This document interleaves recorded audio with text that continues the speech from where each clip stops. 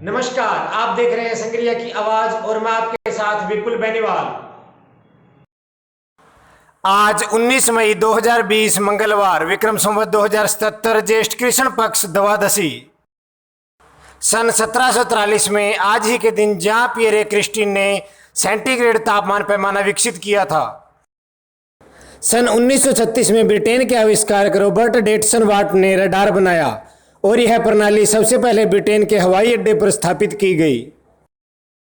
18 मई 2020 संग्रिया मंडी jeans के भाव सरसों, गेहूं व चना समर्थन मूल्य पर बिके। संग्रिया सोमवार गौरव पथ पर स्थित जय माता दी ज्वेलर्स संचालक देवपाल सोनी की दुकान पर शॉर्ट सर्किट की वजह से लगी आग।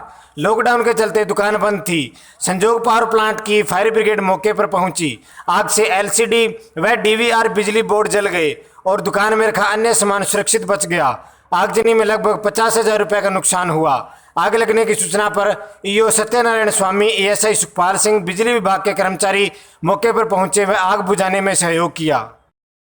भारतीय कम्युनिस्ट पार्टी द्वारा बिजली के बिलों को माफ करने की मांग को लेकर जीएसएस ढाबा पर धरना प्रदर्शन किया गया तथा मुख्यमंत्री के नाम ज्ञापन भेजा गया। कोविड-19 के चलते सोशल डिस्टेंसिंग का पालन किया गया। धरने पर भूपेंद्र सिंह धारीवाल, राम स्वरूप, मांगीलाल, महेंद्र सिंह, इंद्रजीत सिंह, जसवीर सिंह छापोला मौजूद रहे। मार्क्सवादी कम्युनिस्ट पार्टी की ओर से ये मांग की गई है कि पिछले 3 माह का बिजली का बिल शहरी और ग्रामीण और उसके साथ साथ किसानों का जो ट्यूबवेल का 3 माह का बिल है वो माफ़ करके और आम जनता को राहत दी जाए। संग्रिया पुलिस ने कार्रवाई करते हुए प्रेम डाबला पुत्र मुरलीधर, वार्ड नंबर 8 संग्रिया के कब्जे से 210 पौवे देसी शराब बरामद की। आरोपी मौके से फरार होने में कामयाब रहा। मामले की जांच एएसआई सुरेंद्र कुमार द्वारा की जा रही है। ब्लॉक स्तरीय कोरोना आपदा प्रबंधन समिति की बैठक सोमवार को उपखंड सभागार में संपन्न हुई। बैठक में एसडी मांगीलाल सुथार ने नए लॉकडाउन की एडवाइजरी की पालना करने के निर्देश देते हुए कहा कि सभी स्तरों पर सूचना का अतिरिक्त संप्रेषण किया जाए। बैठक में विधायक गुरदीप सिंह शाहपिणी ने आपदा के समय प्रशासन द्वारा किए गए कार्यों की प्रशंसा की। चिकित्सा कर्मियों द्वारा स्क्रीनिंग, होम आइसोलेशन, निगरानी, समाजसेवी व्यक्तियों, संस्थाओं सहित सभी ने अपनी जिम्मेदारियों से कार्य किया। उन सबका धन्यवाद। बैठक में तहसीलदार कुलदीप चौधरी, विकास अधिकारी राम प्रताप गोदारा, ब्लॉक शिक्षा अधिकारी सुरेंद्र मूंड, डॉक्टर अरविंद शर्मा, थाना प्रभारी इंद्र कुमार वर्मा, अधिशासी अधिकारी सत्यनारायण स्वामी, वरिष्ठ सहायक बलवीर सिंह, सूचना सहायक भारत सांवरिया मौजूद रहे। संग्रिया विधायक गुरदीप सिंह शाहपिणी ने संग्रिया के बाद से बात करते हुए बताया कि एक ग्राम पंचायत है। ग्राम पंचायत के अंदर जो दमकल है उसकी रख रखाव के लिए अड़चन आ रही है। अब हमारी जो भी कृषि मंडी बन जाएगी अगले साल तक, वहाँ मंडी पहले गौन मंडी थी, अब मंडी मंजूर हो चुकी है। अलग से कृषि मंडी वहाँ बन जाएगी तो कृषि मंडी खुद सक्षम खरीदने के लिए, रख रखाव करने के लिए।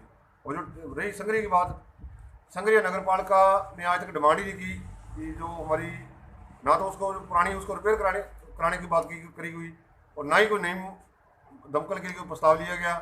और मैं चेयरमैन साहब को, रीओ साहब को, जितने मेंबर साहब हैं उनको ये कहूँगा भी आप एक प्रस्ताव लेके सरकार को भिजवाएं नई दमकल के लिए, और वहाँ से प्रयास मैं भी करूँगा। नौहर में 12 मई को हुई रेडीमेड और जूते चप्पल की दुकान में चोरी, जिसमें करीब 4 लाख रुपए के सामान चोरी किया गया था। नौहर पुलिस द्वारा कार्रवाई करते हुए कल मुलजिम इरफान पुत्र शमशेर तथा आदिल पुत्र मोहम्मद इजराइल को गिरफ्तार किया गया, जिनसे करीब 35,000 रुपए की कीमत का सामान बरामद किया गया है। पुलिस टीम में नौहर थाना अधिकारी सतवीर सिंह मीणा, महेंद्र सिंह, नारायण सिंह कांस्टेबल, अशोक कुमार तथा अमर सिंह हेड कांस्टेबल शामिल रहे। राजस्थान हाईकोर्ट ने रविवार को राजस्थान सरकार को निर्देश दिया है कि न्यायिक हिरासत या पुलिस हिरासत में भेजने से पहले आरोपी का कोरोना वायरस टेस्ट करवाया जाए। हाईकोर्ट की खंडपीठ ने जयपुर जिला जेल में कोविड-19 संक्रमण फैलने पर स्वतः संज्ञान लेते हुए यह दिशा निर्देश जारी किए। दरअसल इस जेल में करीब 130 कैदी और जेल अधीक्षक संक्रमित पाए गए। राजस्थान कोरोना कुल संक्रमित मामले 5,507, सक्रिय मामले 2,151, स्वस्थ हुए 3,218, मृत्यु 138। इसी क्रम में देश भर में कोरोना कुल संक्रमित मामले 1,03,26, सक्रिय मामले 57,931, स्वस्थ हुए 39,233, मृत्यु 3,156। हरियाणा के गृह मंत्री अनिल विज ने कहा कि हरियाणा में प्रवेश करने वाले हर व्यक्ति का कोरोना वायरस टेस्ट करना अनिवार्य होगा और सिर्फ उन्हीं लोगों को प्रवेश की अनुमति दी जाएगी जिनका टेस्ट नेगेटिव आएगा। उन्होंने कहा ई पास के लिए भी आवेदकों को अपने कोरोना वायरस टेस्ट की नेगेटिव रिपोर्ट दिखानी होगी।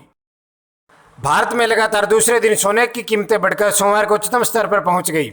MCX पर जून को सोना वायदा 1.02% बढ़कर 47,876 रुपये प्रति 10 ग्राम पहुंच गया, जबकि चांदी वायदा भी 3% से अधिक बढ़कर 42,280 प्रति किलोग्राम हो गई।